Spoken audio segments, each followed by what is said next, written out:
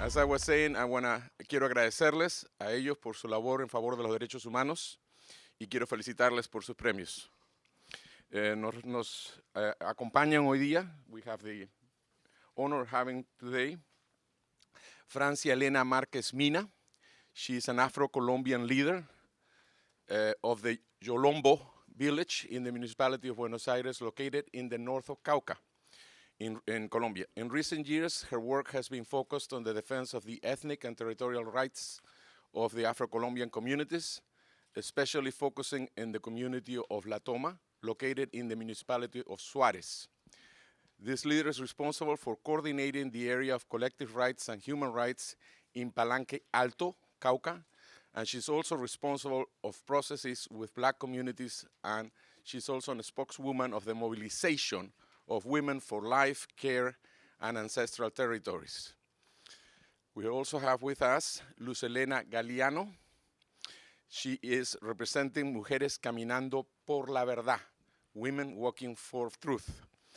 This is a space for permanent mobilization of women victims of human rights violations in Medellín, in la Comuna 13 of Medellín, after Operation Orión, conducted in 2002 by the Colombian Army.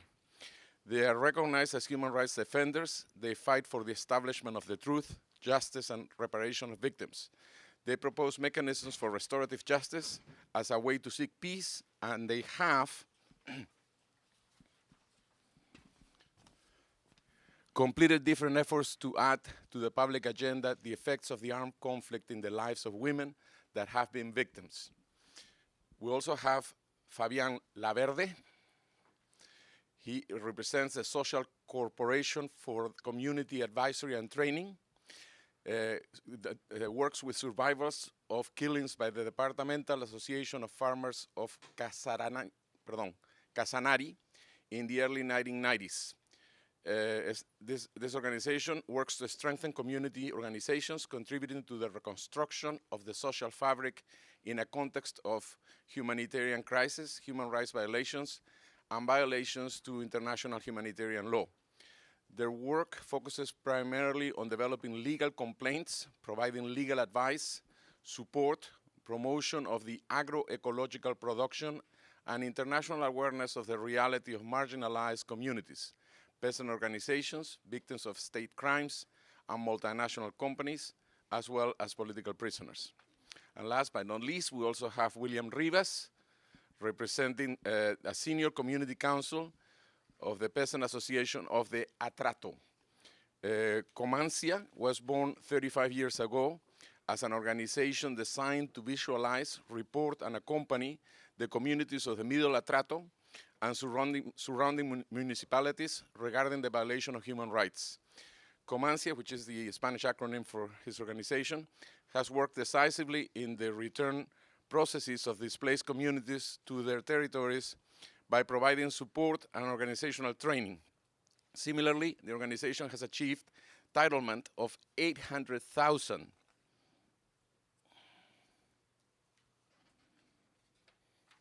hectares that have benefited 45,000 people and 7,000 families, and has managed to contribute and implement a plan of ethno-development. Again, on behalf of the chaplain of the university, a nombre del capellán de la universidad, Joe Eldridge, who regrets not being here because he has to be overseas in Honduras, I want to welcome our guests, I want to thank them, and I want to congratulate them one more time. Quiero darles la bienvenida calurosa en nombre del capellán de la Universidad, Joe Eldridge, que lamentablemente no puede estar con nosotros porque está en Honduras en un viaje de misión. Y quiero felicitarles y agradecerles por su compañía.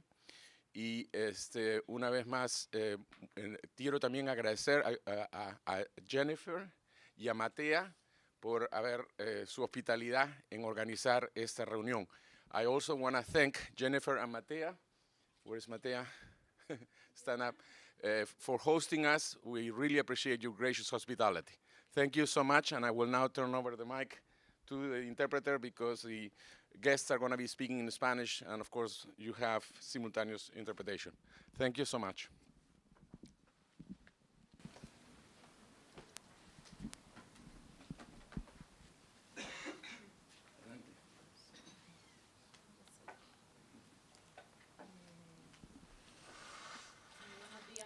Good morning to all. As the professor has already introduced me, my name is Francia Elena Marquez Mina. I'm from the Processes of Black Communities. I make part of the mobilization of black women for the protection of rights and territorials in the northern Cauca region of Colombia. And now have been awarded the National Colombian's Human Rights Award for Human Rights. And this award, thanks to Diaconia, that the award is thanks to Diaconia, which has been doing a very important work to provide visibility to the work that human rights defenders do in Colombia. And so for me, it's not an award for Francia Marquez, but it's to all the people that in Colombia have suffered and have contributed to extended life in the middle of the violence and the wars that we have suffered. And to all of those who have died working for human rights defenders, and to those who continue to risk to fight in their communities.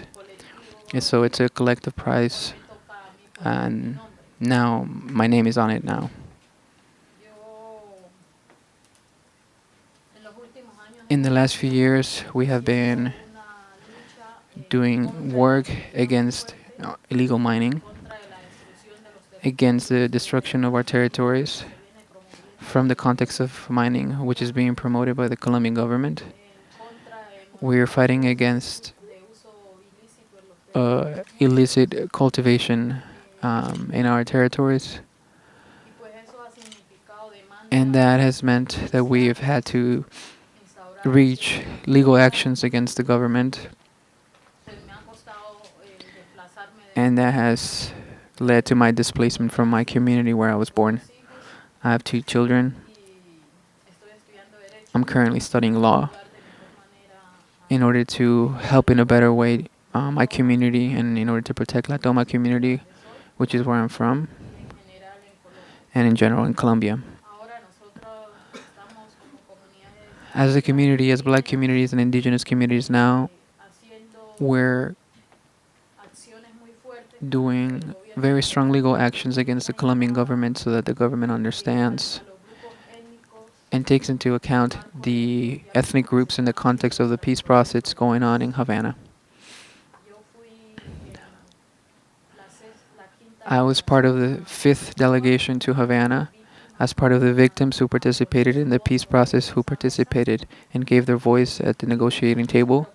And we're very concerned because, despite the fact that we want peace, we see that peace is also being pushed in order to advance the economic model in Colombia. And that economic model means the destruction of the environment, the destruction of our territorial autonomy. It means the destruction of our cultural practices, which is something that's not being respected. And so, peace is not just leaving behind weapons, but it's also creating conditions of equality. It's facing the structural racism that exists in Colombia. It's guaranteeing the distribution of land, and that's not being discussed in Cuba. And so we continue to fight and have an effort to create visibility to those other problems that exist in the country and which are very important to talk about in a peace process that can be long lasting. I think that I visited the United States several times, and the role that students play has been extremely important for us in many situations of risk. The creativity that comes from many universities in regards to the problems that we've had in terms of displacement. We've been threatened when we've had to had leaders get displaced. Students have played an important role in doing advocacy so that governments guarantee the rights and the protection of those communities that are under risk. I think that right now we're under a challenge in Colombia, which is to reach peace. And that peace that we want every day and that we dream of every day, we hope that it's a reality. because we've had to live through bombings. We've had to see our family members dying because they fell on a mine. We've had to see the guerrillas take over towns. We've had to see a woman being raped, illegal recruitment of minors, and what we want now is peace. But the government is not proposing a peace from society, but it's a peace that answers economic interest. And those are some of the concerns that we have, and what we would like is that that changes. Muchas gracias. Muchas gracias. Thank you so much.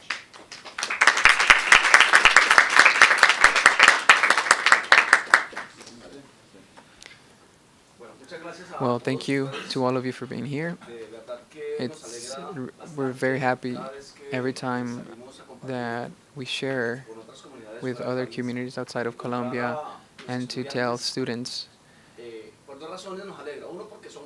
We are very happy for two reasons. One of them is because you're very young and you have a big interest to know what's happening outside from the classrooms, to understand what's happening outside of your country, and to understand especially what's happening south of your border. And the second thing, it's because you in the future, it's you in the future who, because of your conviction of your work, will be able to explain to others what's happening. It's very sad to tell you that in Colombia, a country that has been immersed in war for many years, the human rights defenders represent more of an obstacle to development in terms of the economic model and political model of the country, but also he or she becomes an obstacle in regards to the presence of external actors in the territories. But the human rights defenders wouldn't exist in Colombia if there wouldn't be the support of the international community. And that's something that I have to underscore. And if the fact that we have received an award or a prize, it's because it's initiatives from the international community. In Colombia, the only thing that the state offers to human rights defenders is gunshots, it's death, it's displacement. And so the situation is not easy at all. And in that sense, what we promote, what's being promoted in Cuba, are advancements that are extremely important because it's a conversation between armed actors. Most likely, both of them have used the same methods to create war, but there is an understanding within the social movements in Colombia, which is a lack of participation of civil society that has fought historically for all their rights in the construction of the current agenda that's being negotiated. With that being said, I'm not saying that we're against the peace process that's going on in Havana, but we consider that the peace is not being signed in Havana. But in fact, there is some accord between two belligerent groups, one of them that's being represented by the Colombian government, and the other one, which is the guerrilla groups, which rose up in arms with certain mottos that in some ways can be respected. But despite this, some sectors, including the one that I represent, which includes rural sectors, and many of them that are from territories where natural resources are being extracted, such as petroleum, salt, and gold. We consider that what the Colombian government is doing, it's basically a strategy to reach pacifying regions, which is very different to build peace. Uh, Pacification, it's removing any obstacle that are perhaps an obstacle to the agenda that is related to mining and energy. So their desire is to reach any territory without any obstacles and be able to take away any natural resources that's present in that territory. And that's very likely to happen in my territory, where there is large petroleum fields. About 30 years ago, the main oil rigs in my area, you 30 years ago, you could extract 30 barrels of oil a day, and that was big news. But nowadays, per day, they extract 950,000 barrels per day. And so if you compare the numbers from 30 years ago, when that used to be a lot, but now they think that it's a lot, but they have a sense or a feeling that they need to increase the production of oil every single day to around 1 million barrels per day. I think social movements in Colombia have played a special role in the sense that they have provided visibility to the international community this type of situations. But we've also found that as the government talks about peace and that the media that provides news to Colombian society and that in some ways try to manipulate the context of the news to the outsider, they've also encountered the fact that we're also dealing with the strengthening of the military sector in Colombia. For example, in Colombia right now, we have a problem where even after the peace is signed, the Colombian government has not talked about the removal of the military from certain territories, or that the police, which is an organization that should be or should have been created in order to protect people and not in a situation of war, which is how it acts right now in Colombia, should become separated from those regions where there has been a war. Instead, they've talked about creating more battalions or police structures in the regions where the war has happened. And so that's a clear message that they want to place the military in strategic regions where there's natural resources. Lastly, President Santos has been very clear everywhere in sharing or selling two types of perspectives. One of them which before I leave the Casa de Nariño, which is a presidential palace in Colombia, I want to leave a signing peace. So under that argument and under that context, and with the elements that I've mentioned before, which is not social justice or a peace that provides reparation to victims, or a peace that takes members of the military to prison for killing civilians. It's not a peace that the social movements hope to have.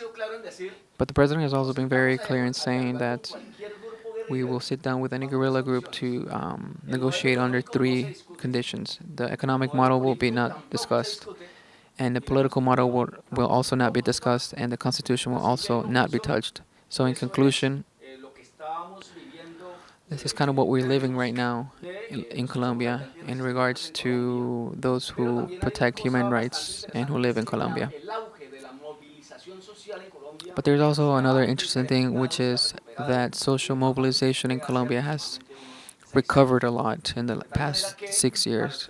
And so for you, it won't be strange to see it in the newspapers if you actually get to see it in the media. Huge mobilizations from social sectors in Colombia. Towards the middle of this year, you're going to see a mobilization of indigenous, rural Afro-Colombians, workers, students, and other sectors. We will be in the streets, and not just as an act of sabotage, which is the way that the media portrays it, but as an act of demonstrating that we're here, and that there is another Colombia, and there's a Colombia of the poor, and there is a Colombia of the excluded, and the Colombia of the victims, and the Colombia of displacement. I want to thank you, and we hope we can exchange and you have any questions.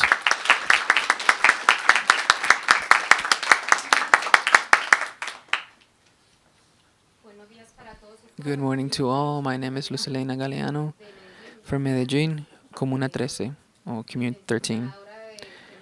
I'm the winner of the Human Rights National Prize awarded by Diaconia.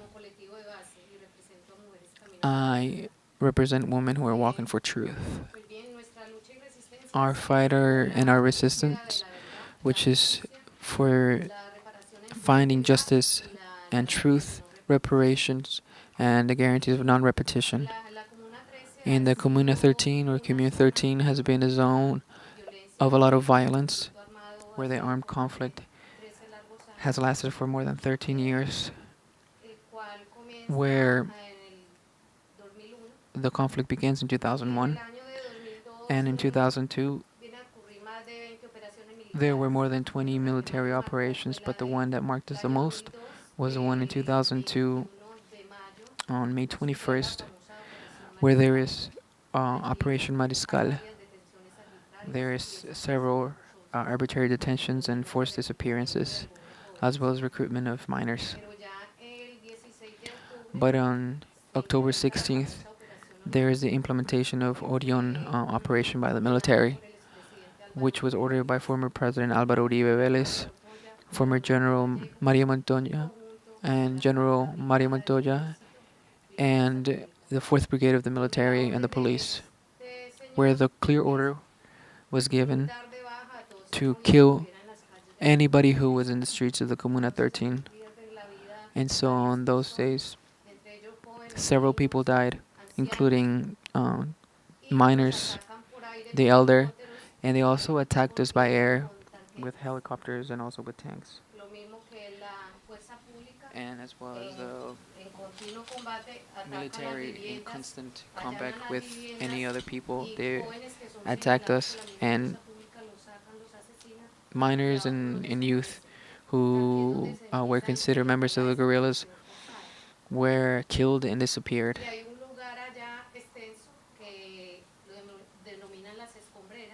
And there is a region within the Comuna 13 known as the Escombreras, and one of them is the sector where right now there is more than 300 bodies that have been buried. And since it's just a building of where it's extremely hard to get to, it's extremely hard to find out who actually died, and who is under those that territory. When we've asked about finding out who the people who are there and what the bodies who the people are, the government has told us that there aren't resources to get the bodies. It wasn't until last year that we had some news from the government. Under this context, the group Women Walking for Truth was created in order to create complaints, legal complaints, and create mobilizations, social mobilizations, where we sued the government of Colombia because of the disappearances, not only of the Comuna 13, but also in terms of the country.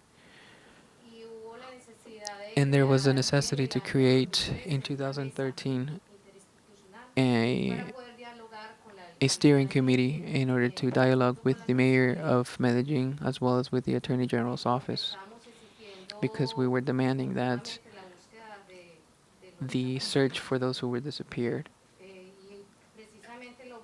And what we were able to do last year in 2015, they began doing excavations to find out people who were disappeared, not specifically in La Escobrera, but in other area of Medellin.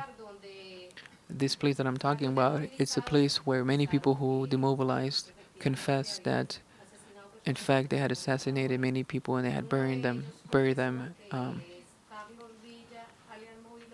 One of them is alias Movilocho, a member of the paramilitaries who demobilized, who confessed that he assassinated 50 to 60 people. And it's hard to believe that in Justicia Paz, which was a demobilization effort by the government of Colombia, they listened to those who demobilized, but not to the victims who were denouncing those situation. And it's extremely sad because in the place where they did excavations, they didn't find any bodies. They only found clothing and other remains. They divided that area in several sectors, and on December 18th, they finished the first excavation of the first sector, and they're about to begin the second excavation of the other area. So what we've had to do and been forced to do is that we've been forced to look for our own people and who have been disappeared, not only in the Comuna 13, but also in Medellin and in the entire country. And we're going to continue searching for the people who have been disappeared. Of course, if the Attorney General's office allows that to happen. We're currently waiting for an investigation to be carried out by the Attorney General's office and to continue conversations and to see if we can continue the search of our disappeared. I also like to say that we're supporting the peace process in Colombia and we're going to continue looking for truth and justice and penalties for those who are responsible.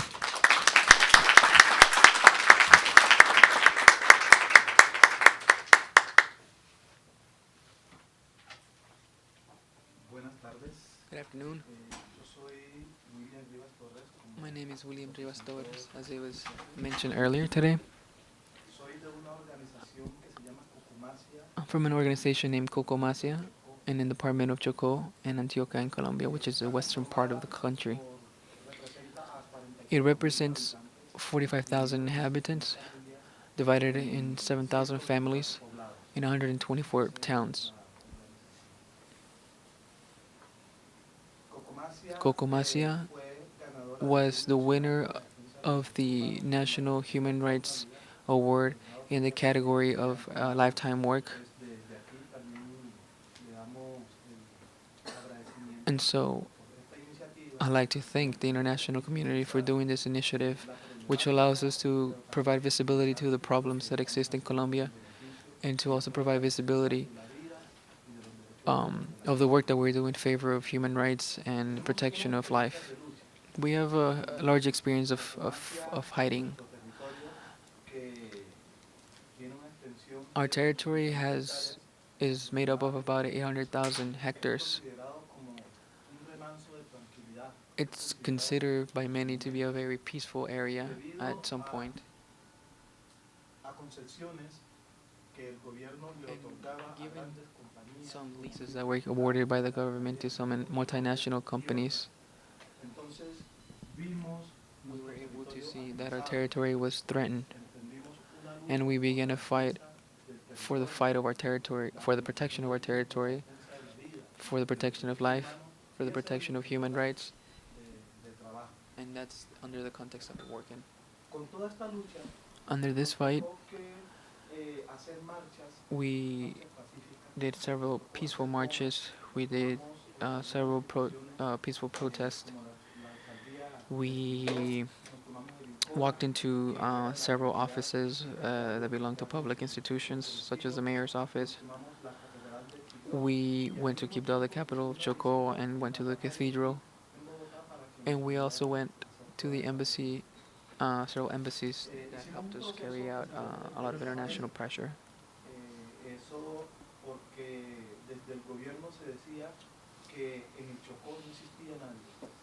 We began a process of providing visibility to of our territory because the government used to say that there wasn't anybody that lived in our area. So what we did was that each person within our territories signed a document demonstrating that there was actually people living within our territories. With all of this process, there was in 1993 the creation of Law 70, which recognized the rights for our communities to have access to territories. But this was also put into the context of the new Constitution of Colombia in 1991, which demonstrated that Colombia was a multicultural country, which was a huge advancement for our social fights and many of the ethnic communities, such as the indigenous and the Afro-Colombian.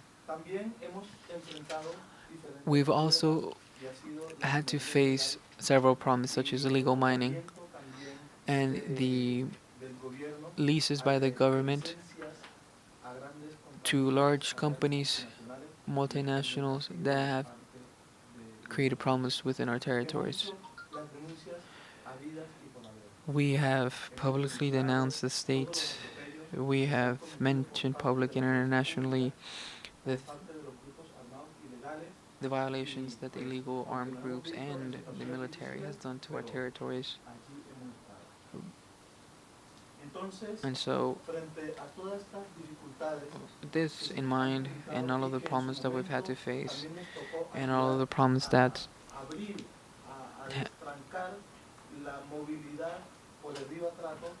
and problems, also violent problems that have led to us having to face armed groups who have completely militarized our rivers, which is where we move through, rivers that are now controlled by the military, paramilitaries, and guerrillas. We've had to be forced to create a mobilization from the main area of Chocó, Quibdó, to another city in the Pacific coast of Turbo in order to push for efforts with the accompaniment of international organizations such as Diaconia to demilitarize this region. And we were able to remove the armed groups that were on the river, the Atrato River, which is the main river of our territory. With all of these difficulties that we have been that we faced, and that in many ways we have survived and achieved some successes, we have a lot of challenges. The first challenge that we have is the negotiations happening in Havana.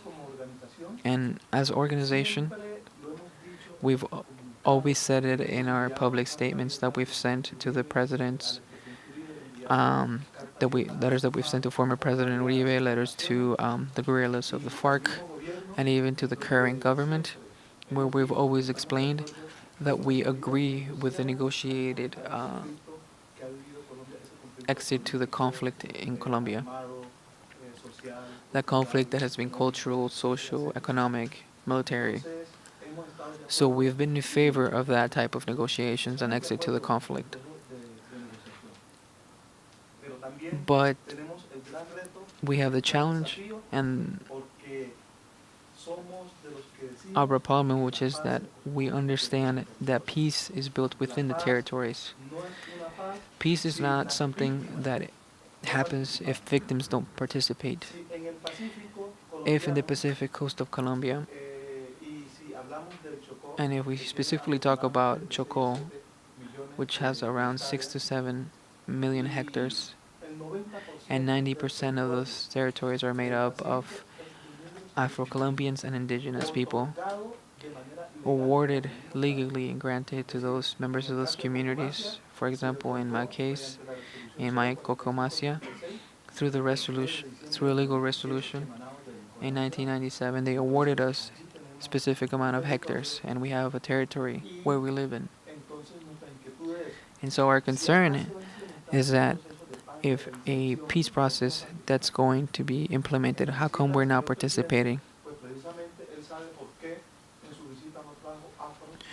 During President Santos' visit 2 weeks ago, he obviously didn't bring a single Afro-Colombian to the official state visit that was carried out here in Washington, D.C.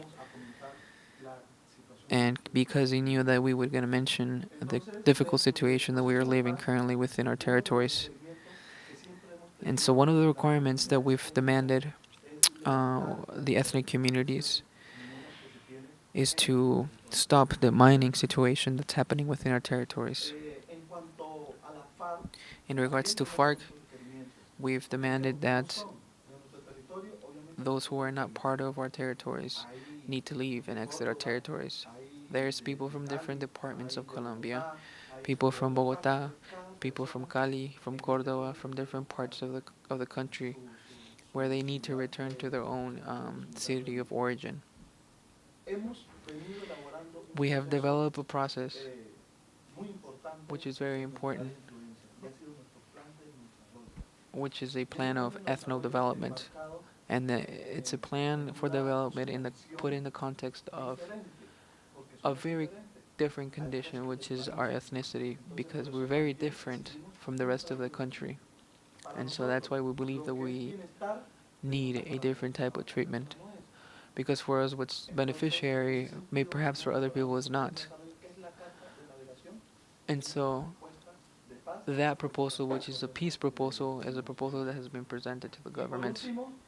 And lastly, our goal is to exercise the control of our territories. And to exercise that, a specific aspect of it, we have been consistent and persistent. I mean, so consistent. We have been working under the motto of, which is very from our town. We always say that despite how long it takes and how much it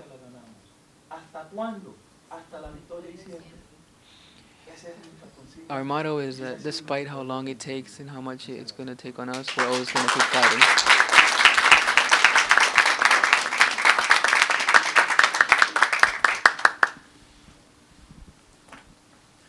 I want to thank our guests again for their excellent presentations.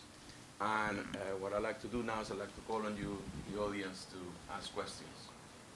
Don't be shy. Adelante. Buenas, soy de Colombia. Un poco más alto, por favor. Bueno, les quería hacer una pregunta. I'm also from Colombia and I wanted to ask you the following question. It's very complicated that the government provides these concessions that you've demanded regarding mining. And let's imagine that the peace process arrives to a final and there is a referendum. Do you think the organizations, victims' organizations, are going to say yes to the peace process despite not being awarded the concessions that you are demanding?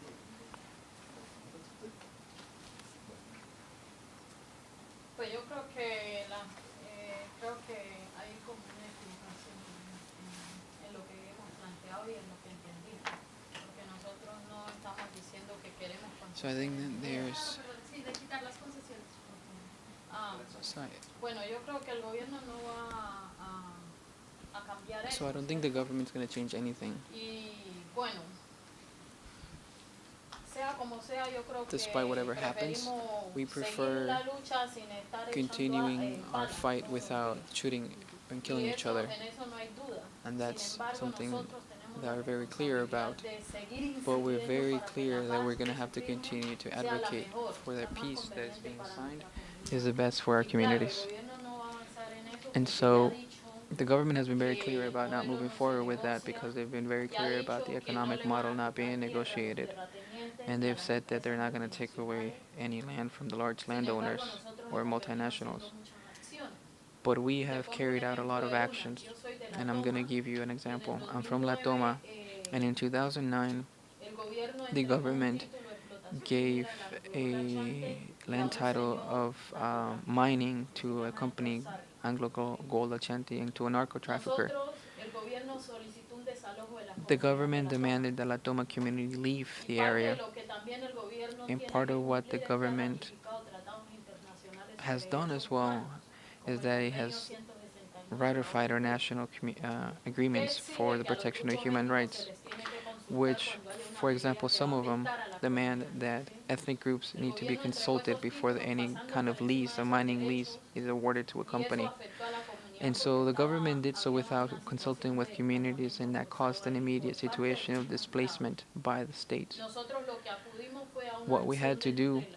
was carry out a legal action. Claro, yo fui la que la And firmé y this eso legal significó action, que I me signed it, amenazaran and los this meant that I was paramilitares, constantly pero harassed and logramos que la threatened by Corte paramilitaries. Constitucional ordenara But we la were able suspensión de to esos títulos. have the Constitutional Court suspend Entonces, those por lo menos en mining comunidades leases and indígenas titles that y were afro, awarded.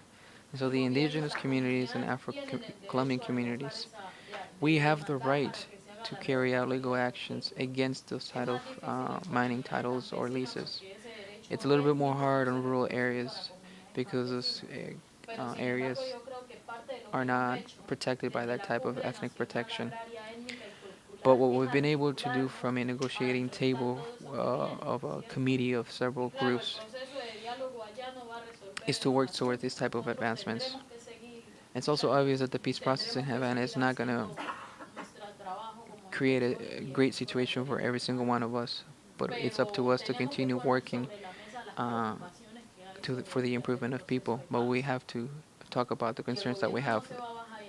Por about the peace ejemplo, la process. comunidad negra que ha venido, afroindígena, que han The venido Afro-Colombian and indigenous exigiendo la community, which has participación continuously en demanded the Cuba participation para poner sobre in la mesa Havana, por lo menos and to principios que explain protejan los derechos étnicos the que ya principles se han of adquirido. ethnic rights that need to La be gente está, protected. el gobierno ha dicho que the government has said no, and the government has said that this will lead to a process taking longer, and this would make people want to go to Cuba and have an opinion about everything that's happening in Cuba. And so what we have said is that Afro-Colombians and indigenous people, we're going to go to Cuba next few months, and we're going to tell society what's happening within our territories. Because what the government is saying a lot is that peace is going to be within reach and nothing else is going to happen. Part of our responsibility is to tell the international communities that those problems still continue to exist, and those accords are not going to resolve the problems. There is still some concerns that need to be worked out at the table that deal with the structural problems that created the conflict in Colombia and that the government has not faced them. One of them being the economic model. For example, guerrilla movements were created because of inequality. Guerrilla movements were created because of land concentration within a few people, and that's not being discussed in Havana, and that's not on the table. And so one of that type of situations will continue to exist after the peace accords. Inequality continues to increase in Colombia, and it's our responsibility to continue to provide visibility on that issue. As women, we need to continue doing that as well, because we give birth to this humanity, and we have the responsibility to provide birth liberty to our communities. And black women and indigenous women and rural workers in Colombia and students and academics, we need to get together in order to provide a visibility and a voice and to create a real transformation in our country. But not only in our country, but also in the world, because what's happening in Colombia, it's not a problem of Colombia. It's a problem of the world. It's a problem of the United States. The United States is also responsible for the violence that we're living. And so if we look at Plan Colombia, for example, Plan Colombia has meant displacement, forced displacement of the communities of the Pacific Coast. It meant that people stop having food in order to create oil palms, in order to have more productive income for international companies and for people who needed new types of oils for their cars. And now people in Choco region, people are dying of hunger. In the Guajira region near Venezuela, people are dying of hunger. And so if we look at Guajira, for example, which is a region near Colombia, near Venezuela and Colombia, there is El Cerrejón, which produces coal, large amounts of coal, but people are dying of hunger. And same thing happens in Choco, where there's large natural resources and people are dying. A lot of our rivers are contaminated. And so what's the hope that we have where the majority are women, heads of household, who have to eat fish from the river because we have no other option? If we don't get that fish, our children are going to die of hunger. And so that's our reality, and those are things that concern us, and those are things that need to be discussed. And we can't do that alone. We need your help as students. We need your help as the international community in order to continue to push that. Because each time that Francia, or anybody else in Colombia says that, it means that we become a military objective, so an objective which is killings in Colombia. That means that we have to get displaced, we have to leave our communities, we can't be in our homes, because we've said that so clearly. Because that generates in Colombia a risk for the economic interest. And in reality, that's what's being discussed in Havana, in Cuba. If there isn't a real transformation of the situation in Colombia, for example, a country like Colombia, which has so much diversity and so much richness, children are dying of hunger, malnourished, and that can't be possible. So it's our responsibility to continue to demand from the government to provide guarantees in terms of dignified life, which is what our Constitution in 1991 said. And that's why we're here, taking up risk. Perhaps one of us can die soon, but our legacy of resisting and of providing a new pathway for those who are born for the next generation to exist. And I'd like to mention another thing, just to summarize 3 elements that I think are very important to mention. We're very happy to have been born in Colombia because it has allowed us to understand what happens there. It's easier to understand it when you're Colombian, of course. But the Colombian government, through military forces, especially, has created this idea of selling this idea that when a community has mobilized, it has done so because the guerrilla movements have forced them to do so. In other words, they have always created a connection between uh, guerrillas and social movements. And so that has meant that social movements, every time we protest against the government, we have doing favors to the guerrillas. So that's the first lie that the government sells. The second thing is that thinking that signing an accord, not peace, but signing an accord, no matter where it is, in Havana in this case with FARC, and most likely in Quito with the ELN, which is the other guerrilla group in Colombia, although it's a very difficult thing to happen in Colombia. If you sign an accord, and the government has said this already very clearly, and already military generals in Colombia have, U.S. military has said this before, which is that guerrillas have one opportunity, which is you need to understand that you will never reach power through war. So utilize this moment creatively. So it's a very complicated situation because every time the government is selling the idea that they're negotiating with a very weakened sector, the other aspect it is that when the accords are signed, there's going to be a demobilization of armed groups, the guerrillas. But the social movements are not going to stop because multinationals will continue to exist in our territories. Paramilitaries will continue to exist in our territories. Death squads will continue to exist in our territories. Private security in the form of the state will continue to exist in our territories, which is something not constitutional. And so our social movements will continue to exist, and we're not going to stop. Go ahead, please. No, you guys go now. I'm sorry. Perdona. Luz Eliana Galeano quiere hacer una. I'd like to just add another brief thing. In Havana, they're not discussing the military doctrine, and they're not discussing the issue of reforming the military forces. And that's why paramilitary forces continue to exist throughout Colombia. You know, the new heads of the heads of those groups left, but there's new ones that came up, and that's why we still continue to have an armed conflict in Colombia. And that's why it's extremely important to have that aspect negotiated in the peace process. Luz Elena, you had a timeline that you wanted to show?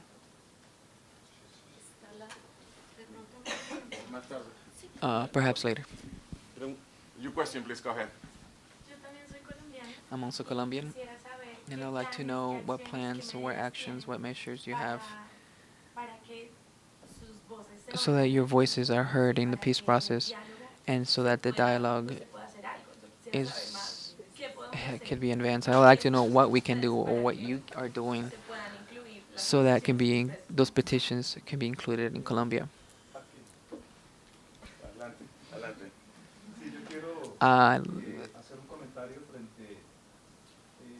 I'd like to mention or make a comment regarding what you've asked. The organizations and movements in Colombia, our main tool and our main weapon is to have a voice. And that's why we're here. And that's why we are here in the United States telling you in a very summarized way what our processes are like, doing advocacy so that students, members of Congress, churches, and any other people who can have influence know about our concerns, find out about our situation, find out about our problems. And that's why we hope that from the United States and from the government of the United States and you as well as students, you can do advocacy in front of your members of Congress so that they carry the voice of our voice and pressure the pressure the United States government and that the United States government places conditions to the Colombian government. Because if we look at Plan Colombia, which they are recently celebrating the 15 years of Plan Colombia, it left a lot of victims. It left displacement, death, and contaminated our rivers. Today, the next plan, Plan Colombia, which is now known as Peace Colombia, should include or should be directed towards ending the type of policies that Plan Colombia promoted. And that's one of the concerns that we have and that we're bringing to the international community so that you do that kind of lobbying and advocacy to the United States Congress and hopefully the United States Congress to the government. We're also here with the presence of Diakonia, which is a Swedish international organization, which is also carrying out advocacy of our processes. We also have the support of an organization from Germany. We have the support of the church, which also does advocacy. And so we have a voice. And so by having voices is the way we carry out our process with statements and press releases and other type of work. But what we really believe in, we will win it. At some point we will win it, but we're going to win it. The important thing is not reaching the goal fast. The important thing is to achieve it, and we're going to get there and we're going to win. One last thing in the national context, which is the steering committee that we have in Colombia of several organizations of social movements in Colombia. Not all movements are on that steering committee, but the great majority of them do exist. For example, ONIC, which is the indigenous organization that brings together several indigenous organizations in Colombia. Within that steering committee, we also have PCN, which is where Francia comes from, which is the process of black communities, which is the largest Afro-Colombian organization in Colombia. We have Patriotic March, which is a social political march organization in Colombia, we also have the Congress of the People, which is a process that I take part in, and we have several other organizations within the steering committee. And what we've been able to do is that to create with the government a table of negotiation with the government where we provide our opinions and our perspective with the government. And we interact with the interior minister and with the president when the minister doesn't want to listen to us. And so despite having that table to the government and understanding that the government has created that table to kind of just entertain us, we also understand that that space is a very important space for us to have a conversation with the government.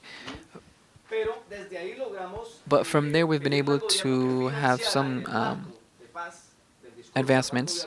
We have demanded that the government carry out some summits of peace, which is, in a way, answering your question, what it has done is that each organization within their territories calls the communities, and that through a consultation with several other organizations, we talk about some of the issues that need to be contributed to and talked about in Havana. And so the best way that if you want to do advocacy, for example, you can send letters to the Ministry of Interior copying the steering committee, because that creates a lot of pressure. The other aspect that you can do advocacy is through social media. From the steering committee, we always have an issue or a theme or specific aspect that we want to talk about that talks about peace. In Colombia, things are so complicated and difficult that it's a country that is so polarized in terms of the conflict that the owners of the capital, money, and the media, of the largest media outlets in Colombia, they try to disinform many people of the situations that are happening. For example, as it was mentioned before, kids are dying in Guajira near Venezuela. They're also dying in Chocó. But right now, the vice president of Colombia, they found a he had an illness, and that covered the news the entire day. But there's also more real problems in Colombia happening, such as the El Nino aspect of the environment.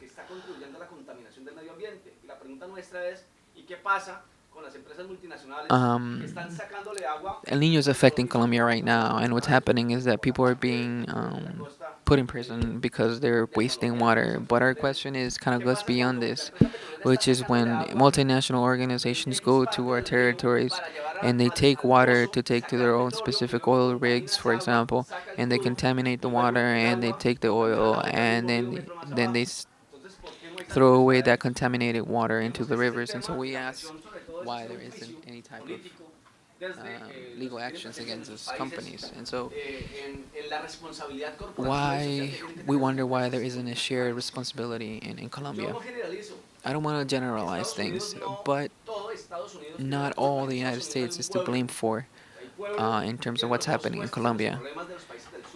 There are some people here in the United States that are concerned about what's happening in the south of their border. It's the policies that really affect us. But we should also not forget about, for example, the aid that the United States gives in the name of its citizens. For example, USAID, aid that comes from the United States, from the taxpayer, the United States taxpayer. And so, for example, USAID used to give us bulletproof vests, used to give us some protection. And when we received that aid, it said this is aid from the American people. But it's very difficult for us to have that, wearing that, because there's that same aid was given to the military, and that military killed all of us.